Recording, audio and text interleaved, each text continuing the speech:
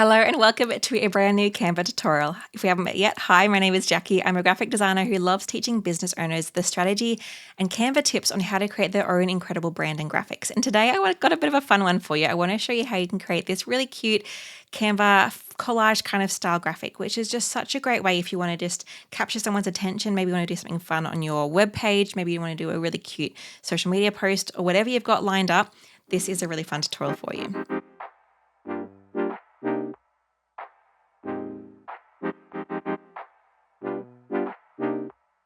So I'm going to create a brand new collage for you together. We're going to step through each step and the really important things you need to think through as you're designing this, from focal points to layers to sizing and all of that good stuff. So first thing you want to do is just open up a new Canva design. If you're just in Canva, just make sure you can press the new design button, anything at all. And it can be any size really. It can be a social media size. It could be a postcard size. It could be a web graphic size. So I'm not going to show you the exact size to choose because that's totally up to you and the outcome of what you want your graphic to be.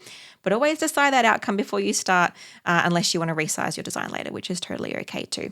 But for me, I've just got an Instagram portrait size graphic here. So just a nice tall Instagram post in case I want to post this on my Instagram, which I probably will end up doing. And maybe with this second one that I create too. So I'm just going to add a new page in here, start with something totally fresh, and we can create this together.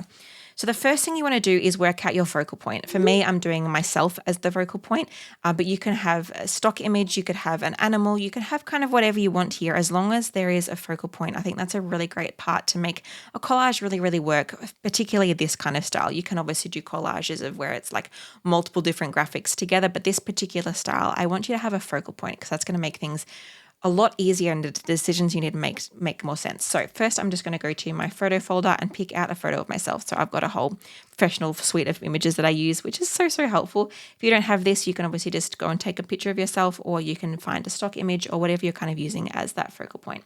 But for me, I like it if it's got kind of the outside of what you're looking for is available. So like I'm not cut off on one side of myself, and it's kind of easy to kind of fit in around like this. It's easy to fit things around me. So I'm just going to pick something a little bit fun. Maybe I'll do me sitting down for this one, something like this one. So I'm going to press Edit Photo. If you have Canva Pro, you can go to Edit Photo when you've got an image selected and press Background Remover. This is going to remove the background from your image, which for this kind of collage style will work best. So I'm going to press Background Remover while I've got that selected.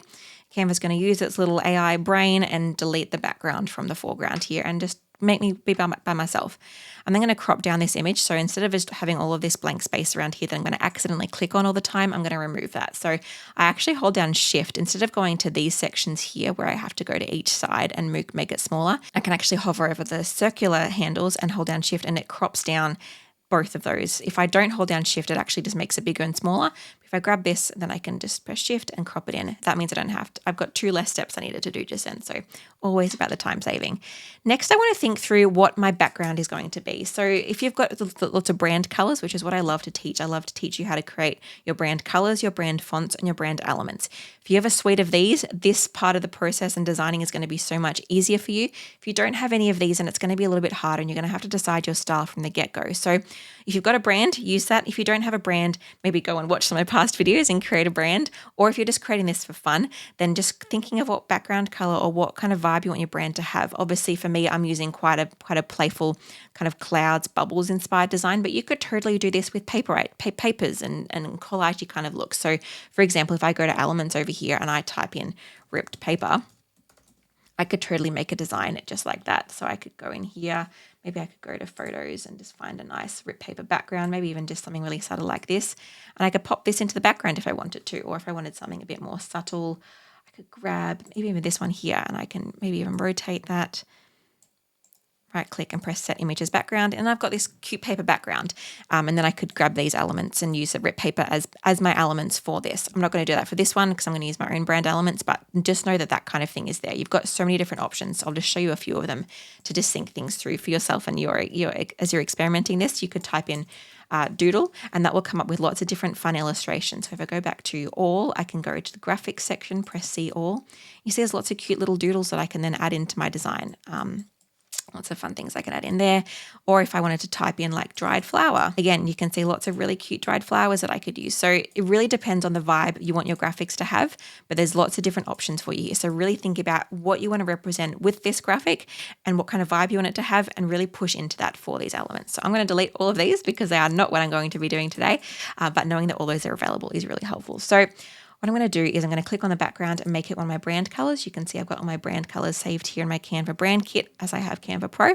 Click on that and I've got a nice purple background. What I actually love to do here is, instead of just having a flat purple color or a flat color, whatever you choose, is to have a gradient. If you're not using a paper texture like I just showed you, you might want to have a gradient. And so what you can do is actually click on this background color again, click on the background color square up here. And if you go in and hover over your square of color, click the little levels button, then you can see that I can actually toggle across from solid color to gradient. If I click on gradient, Canva's going to automatically produce a gradient for me. I don't want this one, so I'm going to change this color. I'm going to actually click on the purple color here, that more of the ready version. I'm going to use the eyedropper tool and I'm going to reselect the same purple that I already had selected. So now I've got two colors here. And then I'm going to grab this little circle here and drag it down a little bit so it's a bit darker. I'm going to do it drastically so you can see. So if I pull it all the way this way, pull this circle across, you can see how it gets darker. I want this to be quite a subtle gradient, which I think is really where the magic is, because it's kind of really subtle. It just feels like it's adding a little bit of depth. So I'm just going to bring that down across a little bit. I'm not going like over this way because that's kind of too bright for me.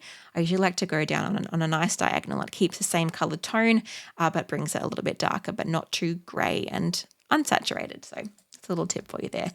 I'm also going to see, you can see I've got the different style here of the gradients. I can do the gradient going from left to right, right to left, up to down gradient, diagonal, or a circle. I love the circle one. It's more of a radial kind of look. And that's just, I think that carries the most depth, but you can choose which one you kind of like the most. Next, I'm going to go to a little folder I have saved of my brand elements. You might have these brand elements in your brand kit, in your brand hub, or you might have no elements. You might just be looking inside the Canva elements section, or you might have a folder like I do. So there's totally no one right way to do this, but I'm going to show you what mine looks like. So I've just got heaps of different elements in here that I've saved and collated over the years that match my specific brand and the vibes that I want to create for my business. And so what I'm going to do is start to add some of these things in. What I want to do is make sure I'm thinking about two important things. One, sizing and tweaking the sizing. I don't want all of my different graphics to be the same size. I want there to be some variance in there. I also want to think about things being in front of my image and my focal point, or being behind my focal point. So I'm going to show you how to think about and do those things. A lot of it's just going to be with playing and trialing and error, but I think you'll enjoy having this fun. Like, let yourself be creative and just play. There's not one right answer, but thinking through these different things of sizing and layers and back and forth will really help. So first I'm going to insert some clouds. So I'm just going to insert this one here. You notice this is now on top of me. I don't want this one on top of me because it's too big. So what I'm going to do is actually press Command and back square and like a square bracket like this. If you don't have that shortcut or you don't want to use a shortcut, the best way you can actually do this is go to position up here when you've got your element selected, or you don't even have to have your element selected, to be honest. Go to position and automatically it will pop up with arrange. This is a fine one if you want to start doing some back and forward, just simple back and forth. So if I press forward here, you can see my cloud goes on top of me. If I press backwards, it will go behind me. I can also, if I've got lots of different elements, I can press it to front and it will bring it in front of all of the different elements that I have. Again, if I press to back, it'll bring it behind them all. Or if you want something that's a bit more easy to play with, if you just toggle across to the layers version here, you can actually click and drag your layers around, which I'm going to show you a bit later on. It's going to be really helpful when we've got a lot of different layers that we're playing with. I'm trying to work out what's going to work. So I'm going to go back to my elements now that I've got that cloud behind me, and might add in a different cloud, maybe something a little bit higher. Kind of looks like I've got my head in the clouds there. I don't think I want that to be my vibe, but if you want it to be yours, you can do that. I'm just pressing that square bracket to quickly add it to be behind myself. I've also used lots of bubbles in my design. So I'm going to grab this bubble here. This is just a side hack for you, but my bubble isn't the exact right color. So I'm actually going to go to edit photo. You could do this if you find a piece of paper that's the slightly wrong color, or a flower that's slightly wrong color, and you just need to change it and it's not a color changeable element. It's more of a photo based thing. If you go to edit photo and then adjust, you can actually start to play with like the temperature of it. You can see this is going more blue or more orange, or if I do more purple or more green. Or you can even go down to this color edit section down here, which I don't think will work on the bubble because it's such a multi-dimensional color element, but you can even click on these different parts and change the hue of them here.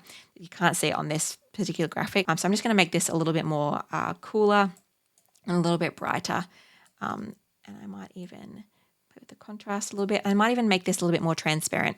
I'm going to go to the transparency button here and just make it, you can see I can make it as transparent as I want. I'm just going to go about there just because it's a bubble. You don't need to do this with normal elements, but because it's a bubble, I needed to do that.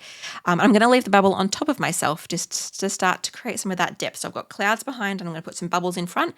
Might add in some bubbles behind. Say if I add in this bubble set, might make it a little bit smaller. Bring it over here, and then I'm going to pop it to being behind myself. And so it's just adding in some depth here. We've got some in front, some behind. It's kind of create some depth. I'm also going to look through different elements. What have I got here? You might not have as many elements, by the way. Like I've got a lot of brand elements because my brand is quite playful and cutesy. If your brand doesn't have all these elements, that's totally okay. You can do a more simple kind of style collage, or you can kind of go away from your branding a little bit to kind of explore some different elements just for this once off graphic. But just making sure the overall vibe is kind of similar. If you've got quite a kind of rigid, kind of square, boxy kind of brand vibe, don't add in lots of circles and flowy kind of objects. Keep that kind of style more similar. So what I'm now going to start doing is playing with sizing. So you can see here, this is quite small in comparison to potentially the clouds, but if I was to insert another one, I could make it quite large, and having that size difference will just help to create some more of a dynamic, flowy kind of feel to the graphic. So again, I'm going to pop that behind, maybe even pop it all the way behind my clouds like so. And really this is just now to start playing. I'm going to insert some different color graphics that I have. You can see here that there's stuff here, but it's feeling a little bit empty over here. We don't want things to be totally balanced in terms of like one thing here, one thing here, one thing here, one thing here, one thing here, one thing here. We want it to feel kind of what we call asymmetrical balance. So it's feeling balanced, but it's not a rigid balance. And so this blob here is kind of evening out the blob down here, but these bubbles are a lot more of a stronger focal point than this one here. But having this here still helps to kind of balance it out diagonally. So I feel like there's a little bit of space that's kind of needed up here. So I'm going to add in this blue blob. It's kind of nice and subtle. Maybe leave it bigger actually, kind of just so it's not quite the same size as my purple blob, so it feels a bit more asymmetrical in its balance. I might also add in, what else have I got? I've got some little doodles and illustrations here as well, so I might add in some of this one here. These ones here I can change the color of, so I'm going to make it white, have it kind of subtle there, make it a bit smaller, make it a bit larger. Might add in a little sparkle, but again, I kind of want to fiddle with the balance here. I've got an illustration up here. Part of me now wants an illustration down here. I'm not going to do the exact same illustration, the exact same size, but just having something that's a little bit different will help. And you notice I might be putting this one on top of myself because I don't have a heap of elements yet that are on top of me to create that depth. So just doing that really subtly with the sparkle can be useful there. Is there anything else that I can add in? I've also got this little character here. I call her Mulberry Dapplefluff. I might add her on top of my knee as something to create a little bit of fun because that's what my brand does. I feel like I need something more, so something a little bit more interesting up here as well to kind of add into my design.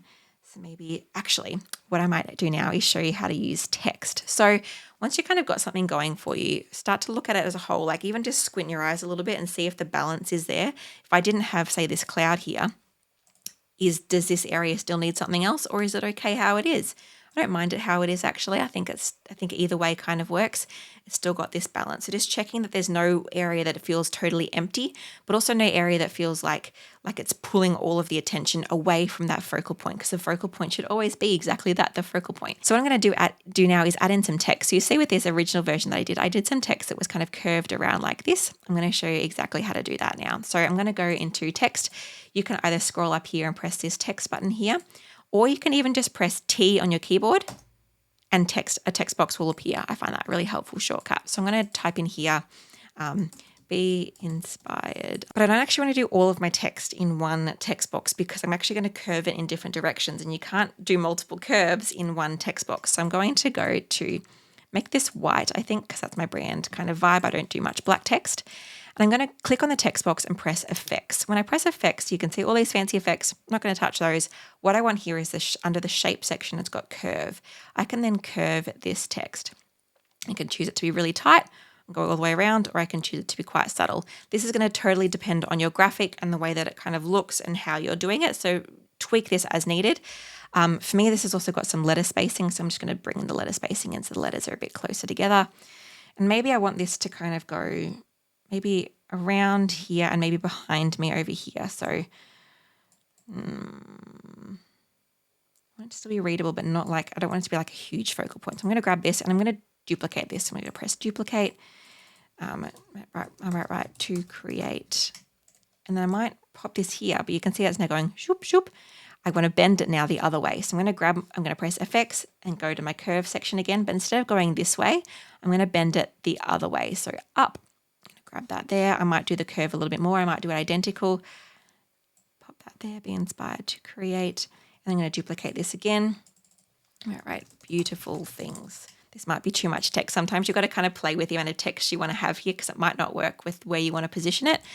So I could totally have this bent around like this if I wanted to. But now if it's bent up here, then it's going to be up too high. So I'm going to bend it more. So I'm going to go to the curve section and bend it around even more. I'm going to have to move it a little bit. I'm going to have to grab this rotate tool and just slowly rotate it by moving my mouse around and line it back up with my graphic here.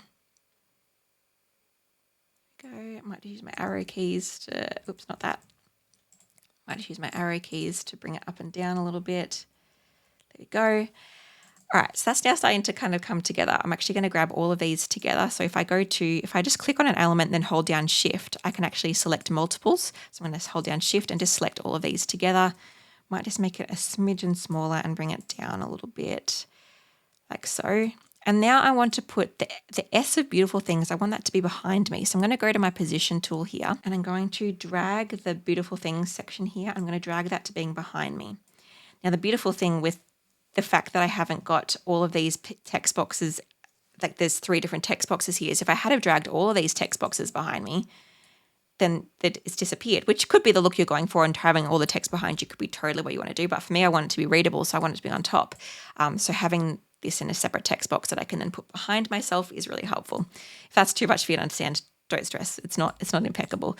But you can also see that I've got some things that aren't working in the design anymore. If I zoom in, you can see that this flower is now in the way of the text. I want the text to be readable, so I can maybe actually put this flower on the other side of me. And that kind of evens out the white and the blockiness I've got for this text. I'm just going to flip this horizontal just so it's kind of a little bit different. Maybe make it a bit smaller. Pop it there. We can also see Mulberry Dapple Fluff is in the way of the text. Now, I don't actually mind this because it's kind of fun that she's in the middle of the text, so I could leave her there. Or maybe just move her down a little bit just so that beautiful is still a little bit more readable.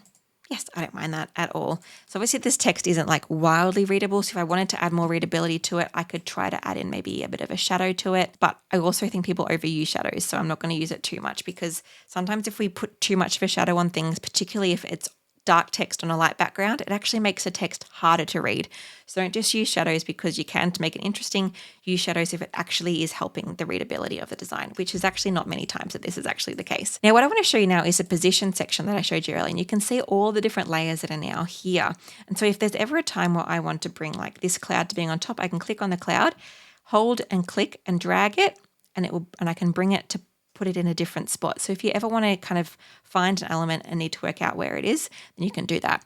If you find there's too many elements here, you can actually toggle across from all to overlapping, and it will show you just the elements that are overlapping the particular element that you have selected. So say if I just had this bubble selected, you can see that now it's only showing, it's got the Be Inspired text because they're overlapping, it's got me, it's got the cloud, and it's got the bubble because those sections are all overlapping each other, but it doesn't have everything. So if you've got too many layers going on and you're just trying to find a particular thing, then use that overlapping tool to kind of get a bit more specific. But I think overall this is starting to work. You can see I'm moving my head side to side. I'm just kind of working out like, is the balance there? Is it perfect? I think it's pretty good. I think it's a little bit heavy on this side because of these bubbles. So I could always drag these in or make them a little bit smaller if I felt like that was a deal breaker. Maybe a bit more like that. I could even just click and drag and select all of these together and move it across this way a little bit if I felt it wasn't quite centered. But I think overall this is looking really nice. And so I'm going to end my tutorial there because that's really a great way to create your graphics. But just, I guess the thing I want you to know is that it's really a great opportunity for you to have a play. Like oftentimes when we're creating graphics for our business, we need to just get in, get out and create and get it done. But at the same time, having that space to allow ourselves just to be a little bit playful and to actually enjoy using Canva, you'll probably find that you'll learn more things about how Canva works because you're trying to find ways to solve different problems. You'll probably find your eye will get better, your design eye, in terms of like how to actually layer things and how to see if it's balanced and see if this is working. And it's a really great really great way to teach yourself how to think that way. It's also a great way just to let your creative juices flow and just to have some fun, because business is allowed to be fun too. So thank you for joining me for that tutorial. If you've got any other tutorials you'd like to see, just let me know in the comments. Otherwise, you'll see a new tutorial from me every second week from here on out, because they are so much fun. There's heaps of good ones in the backlog if you haven't seen all of them too. So thank you for watching, and I will see you in 2 weeks' time for another tutorial, and next week or the coming Tuesday for a design lesson or an interview. Bye.